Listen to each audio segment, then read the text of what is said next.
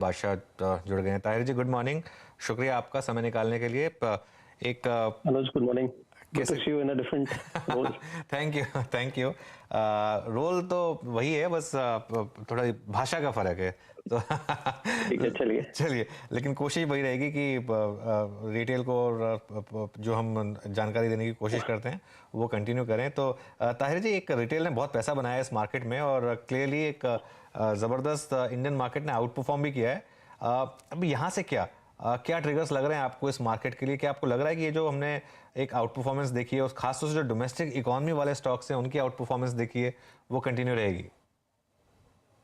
अनुज, मुझे लगता है, और जैसे मैं आप शायद पहले भी ये कह चुका हूँ कि मतलब जो अभी यहाँ पे लेवल है और जो हमने अर्निंग्स की ट्रेजेक्टरी देखी है पिछले 6-8 क्वार्टर में, तो लॉकडाउन के बाद हमने कंसिस्टेंटली 6 क्वार्टर के लिए 6 क्वार्टर तक अर्निंग्स की अपग्रेड साइकिल देखी थी। और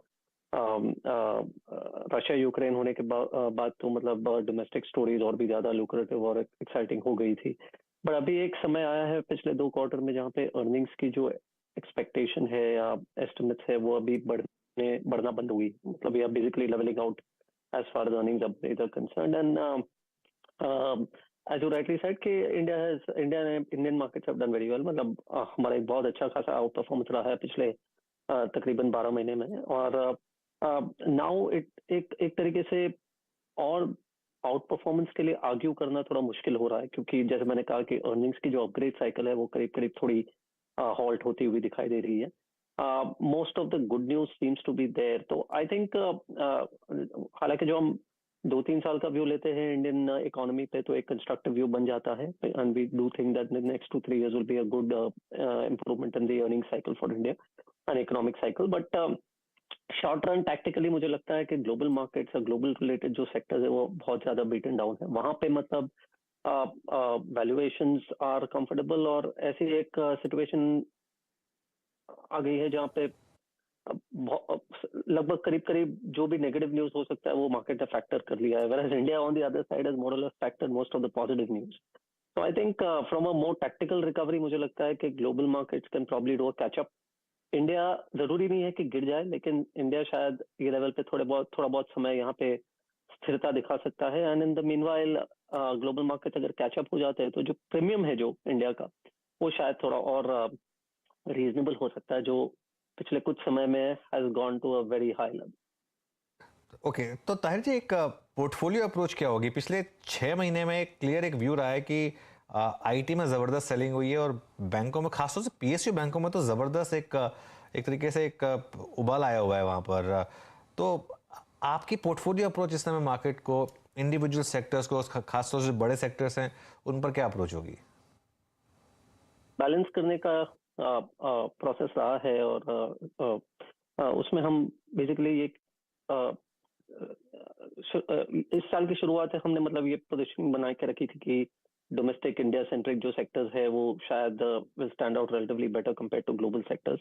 एंड करीब करीब ऐसे ही मार्केट का मतलब रुझान रहा है पिछले 6-8 महीनों में। और अब एक ऐसा लेवल आया, जैसे मैंने कहा कि मतलब अगर हम देखें तो ग्लोबल सेक्टर्स बहुत ही ज्यादा एक वैल्यू जोन में आते हुए दिख रहे हैं। आपने टेक, आईटी और आईटी सर्विसेज की का मेंशन किया, वो क्लियरली एक सेक्टर हो जाता है। Commodities also at one level मुझे लगता है अनुज जी की beyond a point I don't think commodity prices will fall significantly from here. और कमोडिटी स्टॉक्स में भी एक अच्छा खासा करेक्शन आ गया है, और कुछ कंपनीज में वैल्यूएशंस भी एक लेवल से कमोडिटी वैल्यूएशंस के हिसाब से अट्रैक्टिव हो गए हैं। So I think tactically we are now at a stage जहां हम इंक्रीमेंटली, हालांकि डोमेस्टिक सेक्टर्स में फिर भी अर्निंग्स मोमेंटम स्ट्रांग है तो हम उस पर हमारा व्यू बनाए रखे हैं, लेकिन incremental dollars, incremental rupees are being spent more on, I would like to spend more on some of the value opportunities जो global sectors में आजकल इमर्ज हो रही है। तो टेक्नोलॉजी, commodities, कुछ हद तक even bottom up pharma opportunities are looking attractive, especially if you take a 12 to 18 months call. Okay, pharma में अपॉर्चुनिटीज़ अगर 12 से 18 महीने की अगर आप देखें, आपका नज़रिया है तो अच्छा। ताहिर जी, आप यकीन मानिए आजकल जब हम स्क्रीन पे बैठते हैं, हमारे डिस्कशन का, हमारे ट्रेडिंग की डिस्कशन का अधिकतर भाग जो है वो बैंक्स ले जाते हैं, और इनफैक्ट उसमें भी एक धड़ा पीएसयू बैंक्स। जी, आपने कब पीएसयू बैंक्स लिए थे, या फिर इस अर्निंग सीजन को देखने के बाद आपका पीएसयू बैंक्स पे व्यू क्या है? इनफैक्ट मैं कुछ देर पहले जब निफ्टी पीएसयू बैंक देख रहा था तो मैं देख रहा था कि जनाब जून 2022 से लेकर मतलब पिछले 6 महीने में ये 2500 का इंडेक्स 4,500 हो गया। बट अक्टूबर 2020 से 1200 का ये इंडेक्स अब 4000 पे खड़ा है। तो पीएसयू बैंक्स यहाँ पर आप क्या करेंगे? अगर आपके पास होते तो क्या करते, नहीं था तो क्या करें? क्या अप्रोच है आपकी पीएसयू बैंक्स पे इतने वाइल्ड स्विंग के पीछे? तो वीरेंद्र जी, हमने मतलब बैंक्स पे तो हमने करीब करीब अपना पॉजिटिव व्यू एक तरीके से ऑलमोस्ट 2020 के एंड के से हमने रखा है, और 2021 में हालांकि बैंकिंग सेक्टर ने डिलीवर नहीं किया, और 2021 में हम बैंक्स की तरफ और भी ज्यादा ऑप्टिमिस्टिक होने लगे। तो तब एटलीस्ट उस समय ऐसा माहौल था कि हमें लग रहा था कि एटलीस्ट जो top tier public sector banks है उनमें भी एक तरीके की इन्वेस्टमेंट अपॉर्चुनिटी सामने आ रही थी, क्योंकि after a very long period of time उनकी बैलेंस शीट्स बहुत ज्यादा स्टेबल हो गई थी। और सबसे बड़ी बात यह थी कि after a long gap government of India को भी actually in public sector banks में कुछ फंड इन्फ्यूजन करने की जरूरत नहीं पड़ी। तो एक तरीके से कैपिटल पोजीशन उनकी भी बेहतर हो रही थी, और market dynamics were also favourable. तो प्राइवेट सेक्टर बैंक्स तो हमेशा से एक फोटे रहा था, और हमने करीब I would say end of 2021 से कुछ हद तक public sector banks, particularly large public sector banks में थोड़ा निवेश करना शुरू कर दिया था।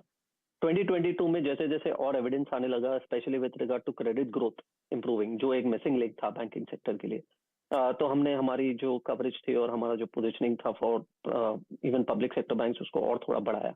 तो मैं कहूंगा कि उसका एक अच्छा नतीजा हमारे पोर्टफोलियोज पे आया है, और जाहिर है कि मतलब public sector banks have done well in the last 6 months. देखिए, एक हद तक some of these banks are cyclical opportunities, or past behavior has been very cyclical, and cyclical in line with the performance of the overall economy.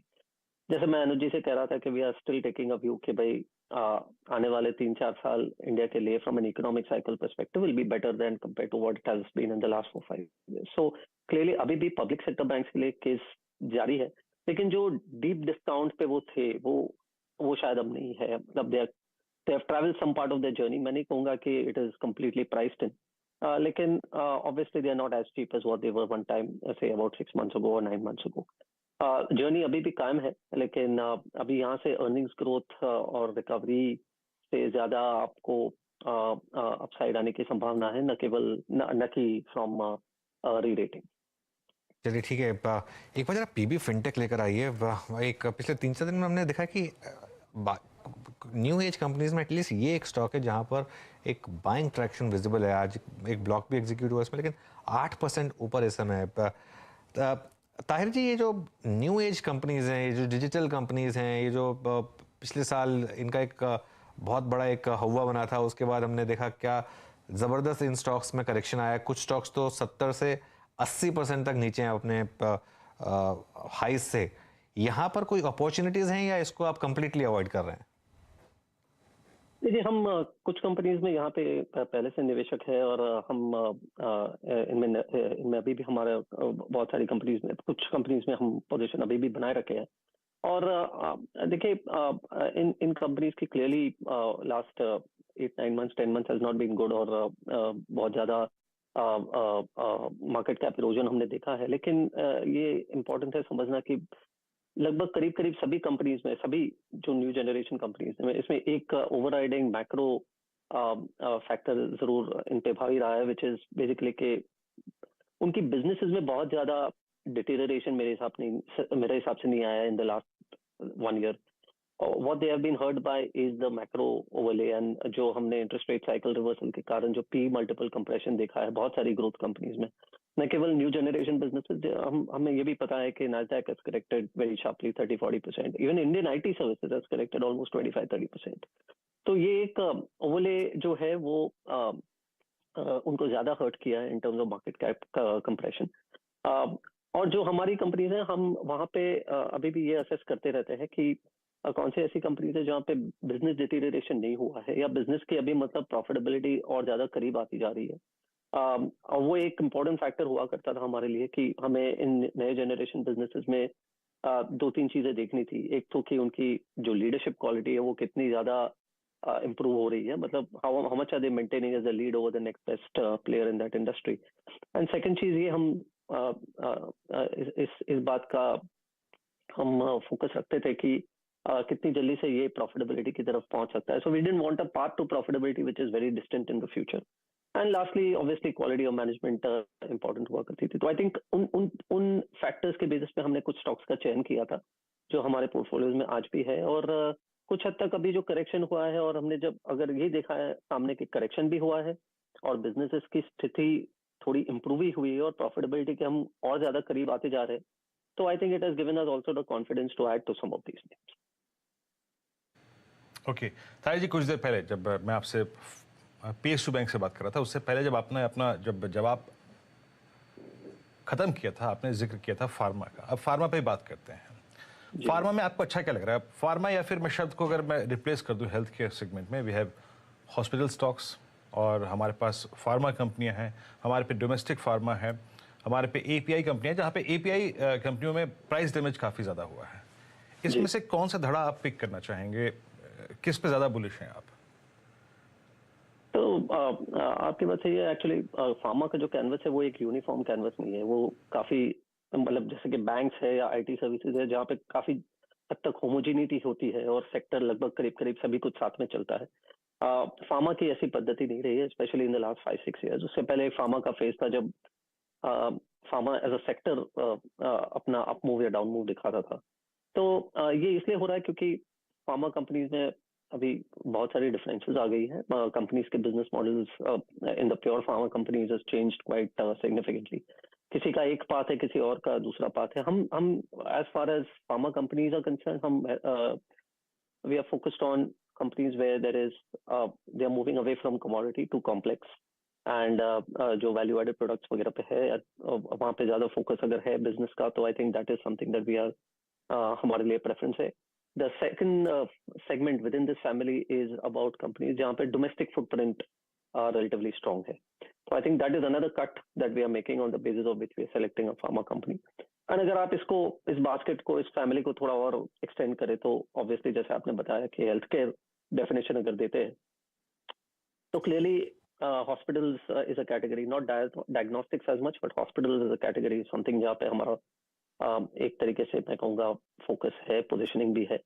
And particularly ये एक ऐसा sector है जहाँ पे अनऑर्गेनाइज्ड टू ऑर्गेनाइज्ड कंसोलिडेशन भी हो रहा है, प्लस कुछ ऐसी कंपनीज है जो एक ऐसे लेवल पे पहुंच चुकी है जहाँ पे उनको अभी ग्रो करने के लिए कैपिटल की जरूरत नहीं पड़ेगी, लेवरेज करने की जरूरत नहीं पड़ेगी. शायद they now at a stage where they will be able to fund the next round of growth from their existing business. So I think some of these important, systemically important companies in the hospital space are looking quite exciting to us, and that is where we have our position. चलिए ताहिर जी, शुक्रिया आपका इतना ये सब बातें रखने के लिए और अपना समय देने के लिए. अच्छा लगा आपसे बात करके. Thank you very much. Thank you very much. Thank you. Invesco mutual fund का ये व्यू अब जरा एक बार लेकर आइए. 2-3 चीज़ें. एक तो निफ्टी की वो 18,300 की कॉल 30 रुपये से स्टार्ट हुई थी उसकी शॉर्ट कवरिंग, 30 से 40, 50 और अब इस समय 65 रुपये पर वो कॉल आ गई है. लेकिन क्लियरली आज निफ्टी आउट परफॉर्म कर रहा है बैंक निफ्टी को, जो हमने सुबह भी चर्चा की थी, क्योंकि IT का सपोर्ट मिलेगा आज सबसे ज़्यादा. और निफ्टी IT इस समय एग्जैक्टली अपनी हाईएस्ट पॉकेट पर इस समय. निफ्टी IT इस समय मार्केट को ज़बरदस्त सहारा देख रहा है. ये देखिए वो 18,300 की कॉल करीब करीब 67 रुपये. और एक बार जरा निफ्टी IT लेकर आइए, वहाँ पे शो ख़त्म करते हैं. ये वो सपोर्ट कर रहा है निफ्टी को, और अब निफ्टी 18,360 के उस लेवल के ऊपर 18,365, तो 0.8% का मूव निफ्टी IT में आता हुआ, उसकी वजह से निफ्टी आधा % ऊपर. नीरज जी के पास चलते हैं और ट्रेडर्स हॉटलाइन के थ्रू कार्यक्रम को आगे बढ़ाते हैं. नीरज जी, स्ट्रॉन्ग मोमेंटम के साथ आपको मार्केट को सौंप रहा हूँ, खासतौर से निफ्टी में निफ्टी IT के बदौलत. 10 के 10 शेयर निफ्टी IT के सॉलिड परफॉर्मेंस कर रहे हैं यहाँ पे, और बहुत ही ज़बरदस्त तेज़ी. सुबह हम लोग ये अंदाज़ा लगा भी रहे थे कि किस तरीके की मजबूत ट्रेडिंग देखने को मिलेगी, और जितने भी सेक्टोरल इंडाइसेस हैं सब में ज़बरदस्त हरियाली यहाँ पे देखने को मिल रही है. और निफ्टी लगभग कितना शतक तो लगा ही चुका है, ये सेंचुरी के बिल्कुल करीब है. तो शानदार तेज़ी और बहुत सारे अच्छे क्यूज़ थे, बहुत सारी अच्छी बातें हैं आज इस मार्केट के लिए कंड्यूसिव है, जहाँ पे एक तेज़ी का रुझान बनता हुआ दिख रहा है. तो चलिए अब शुरुआत करते हैं ट्रेडर्स हॉटलाइन की और आपके सवालों को हल करते हैं जो आपने पोजीशन ले रखी है या इस समय लेना चाहते हैं, लेकिन सुर्खियों से पहले